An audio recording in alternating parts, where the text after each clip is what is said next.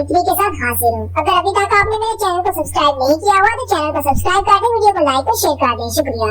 Last time आपने देखा था कि एसोसिएशन की तरफ से जिन्हों को एस रैंक का हंटर बना दिया जाता है, जिसकी वजह से बहुत ज्यादा हंगामा होता है। सारे न्यूज चैनल पर जिन्हों के बारे में न्यूज चल रही होती है और सभी को जिन्हों के बारे में पता चल जाता है कि वो एक एस रैंक का हंटर बन गया है, जो कि साउथ कोरिया का 10वां एस रैंक का हंटर है। जिन्हों अभी भी एसोसिएशन के दफ्तर के बाहर होता है और कहता है, आज ये लोग मेरी पिक्चर्स क्यों ले रहे हैं, इन्हें तो लीम इंसान की पिक्चर्स लेनी चाहिए थी। ये लोग तो उसके लिए आए थे। उसी वक्त रिपोर्टर्स में से एक रिपोर्टर जिन्हों से सवाल पूछता है, जिन्हों तुम तो पहले एक ई रैंक के हंटर थे और तुम एसोसिएशन के लिए काम करते थे, तुम्हें कैसा लग रहा है डबल अवेकन होने के बाद जब तुम्हें एक एस रैंक का हंटर बना दिया गया है? कुछ तो कमेंट करो इस बारे में। व्हाइट टाइगर टेल के मास्टर जिन्हों आगे बढ़ते हैं और जिन्हों से कहते हैं, अगर तुम इनके साथ यहीं पर बातें करते रहे तो तुम बहुत ज्यादा थक जाओगे, चलो मैं तुम्हें एस्कॉर्ट करता हूँ, मैं तुम्हें बाहर तक छोड़ आऊंगा। गिल मास्टर जिन्हों के कंधे पर हाथ रखकर खड़े होते हैं, लेकिन उसी वक्त पलक झपकने की स्पीड से जिन्हों वहाँ से गायब हो जाता है, बिल्कुल वैसे ही जैसे वल्कर अपनी कुर्सी से गायब हुआ था।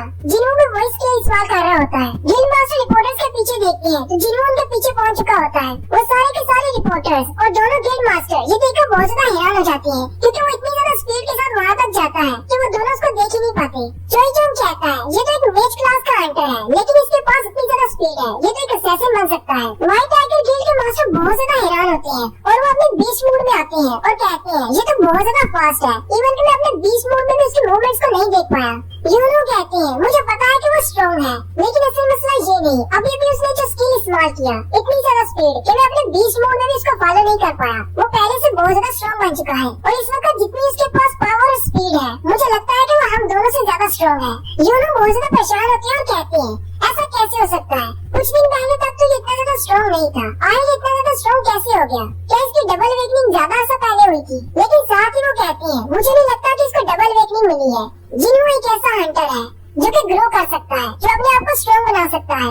सेम टाइम पर यही ब्रेकिंग न्यूज वाशिंगटन में भी चलाई जा रही होती है, जहाँ पर हॉस्पिटल में बैठा हुआ डांसो भी ये न्यूज देख रहा होता है।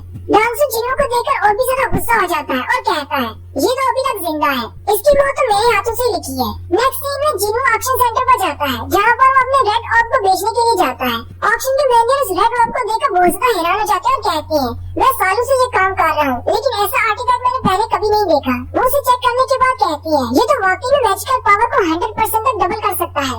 मैनेजर बहुत ज्यादा हैरान हो जाते हैं और कहते हैं, हमारे पास पहले जितने भी ऑर्ब्स हैं या आर्टिफैक्ट्स हैं, उनकी लिमिट यहाँ तक है कि वो 50% तक पावर को इंक्रीज कर सकते हैं, लेकिन ये तो पावर को 100% तक डबल कर सकता है।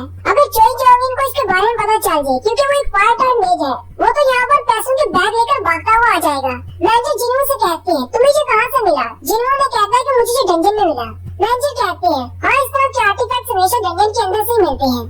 मैनेजर जिन्हों से कहते हैं, क्या तुम इसे यहाँ पर रख कर ऑक्शन में बेचना चाहोगे? अगर तुम चाहो तो हम तुम्हारी पूरी हेल्प करेंगे, तुम्हें एक अच्छी खासी प्राइस मिल सकती है। जिन्हों कहता है, मैं इस बारे में सोच सकता हूँ। जिन्हों कहता है, मुझे जल्दी से जल्दी जीवन कासिल को क्लियर करना है ताकि मैं अपनी मॉम के लिए मेडिसिन बना सकूं, लेकिन वहाँ की हीट से बचने के लिए मुझे कुछ एक्स्ट्रा इक्विपमेंट चाहिए होंगे। जिन्हों मैनेजर से कहता है, क्या आपके पास कुछ ऐसे इक्विपमेंट्स हैं या ऐसे बॉडी आर्मर्स हैं जो कि मुझे फायर से बचा सके? मैनेजर जिन्हों की बात सुनकर हैरान हो जाता है। जिन्हों से कहता है, क्या इस तरह के इक्विपमेंट्स मिलना मुश्किल है? मैनेजर से कहता है, नहीं, ऐसी बात नहीं है, हमारे पास बहुत सारे ऐसे इक्विपमेंट्स हैं, मेरे साथ आओ। जिन्हों कहता है, मुझे ऑनलाइन तो कुछ भी नहीं मिला। मैनेजर जिन्हों से कहते हैं, एलिमेंटल रेजिस्टेंस वाले जितने भी आर्टिफैक्ट्स होते हैं, हम उन्हें ऑनलाइन सेल में नहीं डालते, क्योंकि वो बहुत ज्यादा महंगे होते हैं और लोग उन्हें खरीद नहीं पाते। लेकिन ऐसी चीजों को ढूंढना मुश्किल नहीं है, हमारे पास बहुत सारे पड़े हुए हैं। मैनेजर जिन्हों को अपने साथ एक कमरे में ले जाते हैं, जहाँ पर शीशे के बने हुए कैबिन्स के अंदर बहुत सारे आर्मर्स रखे होते हैं। मैनेजर जिन्हों से कहते हैं, इन आर्मर्स में से कुछ पसंद कर लो, ये सारे फायर रेजिस्टेंट है। जिन्हों मैनेजर से कहता है, तुमने कहा जो बहुत ज्यादा महंगी है, फिर तुमने इन्हें शीशे के गिलास के पीछे क्यों रखा हुआ है? क्या तुम्हें डर नहीं कि चोरी हो जाएंगे? यहाँ पर तो सिक्योरिटी का कोई बंदोबस्त भी नहीं है। मैनेजर जिन्हों से कहता है, ये शीशे के गिलास बेशक तुम्हें बहुत ही नाजुक लग रहे हैं, लेकिन ये मैजिकल पावर से इम्ब्यूड किए हुए हैं। यहाँ तक कि एक ए रैंक का हंटर अपनी फुल पावर से इन पर अटैक करे तब भी ये शीशे का गिलास नहीं टूटेगा। जिन्हों मैनेजर से कहता है, क्या वाकई में ऐसी बात है? मैनेजर जिन्हों से कहते हैं, अगर तुम्हें यकीन नहीं तो तुम इसे हिट करके देख सकते हो। मैनेजर जिन्हों से कहते हैं, अगर तुमने इस गिलास को एक हीट में तोड़ दिया तो तुम अपने आर्टिफैक्ट्स को यहाँ पर रख सकते हो।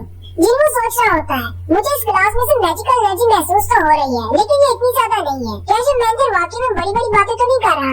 जिन्हों साथ ही अपनी पावर को रिलीज करते हुए अपना पंच बना लेता है और शीशे पर मारने लगता है। मैनेजर उसी वक्त जिन्हों से कहता है, मैं तो सिर्फ मजाक कर रहा था, तुम तो सीरियस हो गए। अगर तुमने इस गिलास को तोड़ दिया तो हंटर्स गिल्ड से हंटर्स यहाँ पर जल्दी से आ जाएंगे, क्योंकि हमारा उनके साथ कॉन्ट्रैक्ट है। हमारी सारी बिल्डिंग की सिक्योरिटी का जिम्मा हंटर्स गिल्ड के जिम्मे है। रेंजर जिन्हों की तरफ देखकर सोच रहे होते हैं, ये तो एक मेज क्लास का हंटर था, फिर इसके पंच में इतनी ज्यादा पावर कैसे हो सकती है? मुझे तो लगा था कि ग्लास को टुकड़े टुकड़े कर देगा। जिन्हों रेंजर से कहता है, क्या यहाँ पर कोई नाइफ्स या डैगर्स वगैरह मिलेंगे? मुझे वो भी चेक करने हैं।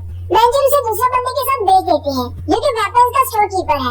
वो जिन्हों को अपने साथ दूसरे रूम में ले जाता है। रेंजर उस ग्लास की तरफ देखते हैं तो उस ग्लास के ऊपर क्रैक पड़ गया होता है। रेंजर बहुत ज्यादा हैरान हो जाते हैं और कहते हैं, कहीं ऐसा तो नहीं उस लड़के के बिना इसको टच किए ही इस ग्लास के ऊपर क्रैक पड़ गया? अगर वो इसे पंच मार देता तो तब क्या होता? जिन्हों वेपन स्टोर में चला जाता है और वहाँ पर जाकर एक नाइफ देखता है और स्टोर कीपर से कहता है, ये नाइफ कितने का है? स्टोर कीपर उसे कहता है, ये 30 मिलियन वॉन का है। जिन्हों कहता है, ये मेरे नाइफ से बहुत ज्यादा बुरा है, लेकिन इसकी कीमत बहुत ज्यादा है। हालांकि इसके स्टैट्स भी कुछ ज्यादा अच्छे नहीं है, फिर भी इसकी कीमत बहुत ज्यादा है। जिन्हों अपने स्टोर में से नाइफ किलिंग डैगर निकालता है और स्टोर कीपर से कहता है, ये वेपन कितने का होगा? वो स्टोर कीपर वेपन हाथ में पकड़ता है और कहता है, ये तो बहुत ही अच्छा है और बहुत ही अच्छे से बनाया गया है। स्टोर कीपर उसे चेक करने के बाद जिन्हों से कहता है, ये कम से कम 100 मिलियन वॉन का तो होगा। जिन्हों ये सुनकर बहुत ज्यादा हैरान हो जाता है। जिन्हों कहता है, इस डैगर को मैंने अपने स्टोर से 2.8 मिलियन गोल्ड का खरीदा था। क्या ये रियल वर्ल्ड में 100 मिलियन वॉन का बिकता है? साथ ही जिन्हों सोचता है, मिस्टर किंग की जो तलवार जो मेरे पास पहले थी वो इतनी ज्यादा खास नहीं थी, लेकिन उसकी कीमत भी 3 मिलियन वॉन थी। और जिन्हों ने जो बॉडी आर्मर पहना हुआ था वो भी हंड्रेड्स ऑफ मिलियंस वॉन का होगा। जिन्हों कहता है, अगर मैं स्टोर से खरीदी हुई चीजों को रियल वर्ल्ड में इतना महंगा बेच सकता हूँ तो मुझे नहीं लगता कि मुझे अपने इस क्रिस्टल को बेचना चाहिए, वो तो बहुत ज्यादा काम की चीज है। Next scene white tiger guild का होता है। यूनू अभी भी परेशान बैठे होते हैं। व्हाइट टाइगर गिल्ड के मास्टर यूनू को अभी तक इस बात की समझ नहीं आ रही होती, एक हंटर जो कि अपने आप को ग्रो कर सकता है, ऐसा कैसे हो सकता है? यूनू कहते हैं, मैं जब अपने बीच मूड में होता हूँ मेरी आंखें सब कुछ देख सकती है, किसी की भी एबिलिटीज को देख सकती है। जब रेड गेट इंसिडेंट में जिन्हों से मैं मिला था तब वो मुझसे कमजोर था, लेकिन कल जब मैं उससे मिला तो मुझसे बहुत ज्यादा पावरफुल है। आयर ऐसा कैसे हो सकता है? क्या वो रोजाना ग्रो करता है? आयर उसकी स्ट्रेंथ रोजाना कैसे बढ़ती जाती है? कल उसकी पावर देखकर मैं तो उसके सामने बेवकूफ लग रहा था कि मैं उसे अपने गिल्ड में लेना चाहता हूँ, लेकिन जितनी उसके पास पावर है वो तो अपना गिल्ड क्रिएट कर सकता है। उसे कोरिया के 5 टॉप गिल्ड्स को ज्वाइन करने की क्या जरूरत है? अगर वो इसी तरह ग्रो करता रहा और वो एक दिन इतना ज्यादा स्ट्रॉन्ग हो जाएगा कि वो अकेला ही 5 गिल्ड के बराबर हो जाएगा। मुझे लगता है कि मैंने और चोई जोंग ने अपने टाइम को वेस्ट किया है उसे हासिल करने के लिए। लेकिन व्हाइट टाइगर गिल्ड के सेकंड मैनेजर मिस्टर आन अभी भी डिटरमिन्ड होते हैं और कहते हैं, चाहे हमारे गिल्ड मास्टर ने उसका पीछा छोड़ दिया हो, लेकिन मैं अपनी कोशिश जारी रखूंगा। मैं सन जिन्हों को अपने गिल्ड में लेकर आऊंगा। मैं अपनी पूरी कोशिश करूंगा, मैं अभी हार नहीं मानूंगा। चीफ वन जल्दी से जिन्हों के अपार्टमेंट के बाहर चले जाते हैं। वो जैसे उसके अपार्टमेंट के बाहर पहुंचते हैं वहाँ पर पहले से बहुत सारे रिपोर्टर्स खड़े होते हैं। चीफ वन कहते हैं, मुझे नहीं लगता कि आज हम उससे मिल पाएंगे, यहाँ पर तो बहुत ज्यादा रश है। जिना खिड़की से बाहर जाकर देखती है और जिन्हों से कहती है, रिपोर्टर तो यहाँ से जाने का नाम ही नहीं ले रहे। उनमें से एक रिपोर्टर जिना को ऊपर से जानते हुए देख लेता है। वो बाकी सबसे कहता है, जल्दी से ऊपर की तरफ देखो, और वो सारे अपने कैमरास को ऊपर की तरफ कर लेते हैं। जिना जल्दी से नीचे बैठ जाती है। जिन्हों जिना से कहता है, क्या मैं नीचे जाकर रिपोर्टर से कहूँ कि हमें अकेला छोड़ दो? जिना उससे कहती है, नहीं, ऐसा कभी मत करना। पहले से इंटरनेट पर तुम्हारी बहुत ज्यादा बुराई हो रही है क्योंकि तुमने रिपोर्टर्स को इंटरव्यू नहीं दिया था। एसोसिएशन के बाहर तुम जल्दी से गायब हो गए थे। जिन्हों जिना से कहता है, लेकिन मैंने ऐसा क्या कर दिया जो लोग मेरे बारे में ऐसी बातें कर रही हैं? जिना उसे कहती है, रिपोर्टर्स को इंटरव्यू नहीं दिया, उनके किसी भी कमेंट का जवाब नहीं दिया, अब इससे ज्यादा बुरा और क्या करोगे? उसी वक्त उनके दरवाजे पर नॉक होनी शुरू हो जाती है। जिना जल्दी से छुप जाती है और कहती है, मुझे लगता है कि रिपोर्टर्स यहाँ तक पहुँच आए हैं। जिन्हों कहता है, मैं अभी जाकर इनको सबक सिखाकर आता हूँ। जिन्हों जल्दी से दरवाजा खोलता है और कहता है, क्या तुम लोग यहाँ से दफा नहीं हो जाते? लेकिन वो सामने देखकर हैरान हो जाता है क्योंकि सामने जिन्हों होता है। जिन्हों ने अपना बैग पहना होता है और साथ ही सामने खड़ा रो रहा होता है।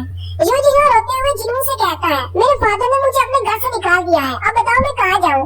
जिन्हों से कहता है, लेकिन तुम तो अपने फादर के साथ रहते ही नहीं थे, तुम तो अलग घर में रहते थे। जिन्हों कहता है, वो घर जिसमें मैं रहता था वो भी मेरे फादर के नाम पर है, उन्होंने मुझे उससे भी निकाल दिया, इसलिए मेरे पास रहने के लिए और कोई जगह नहीं थी। मैं अपना बैग उठाकर यहाँ पर आ गया हूँ। क्या मैं तुम्हारे साथ यहाँ पर तुम्हारे घर में रह सकता हूँ? सिर्फ कुछ ही दिनों की तो बात है। जिन्हों साथ दरवाजा बंद कर देता है। जिन्हों से कहती है, ब्रदर ये कौन है? क्या तुम्हारा कोई दोस्त है? जिन्हों दरवाजा बंद करते हुए कहता है, नहीं, मैं इसको नहीं जानता, मैं इससे कभी नहीं मिला।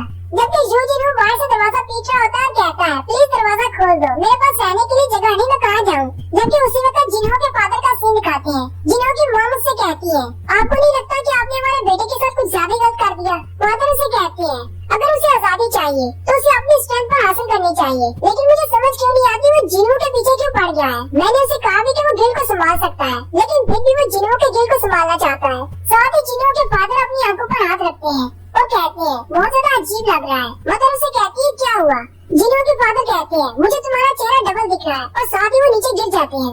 जिन्हों की मां बहुत ज्यादा परेशान हो जाती है और यही पर हमारी एपिसोड 43 का एंड होता है। एक्सप्लेनेशन अच्छी लगी हो तो कमेंट करके जरूर बताएं। चैनल को सब्सक्राइब कर दें, वीडियो को लाइक और शेयर कर दें। शुक्रिया।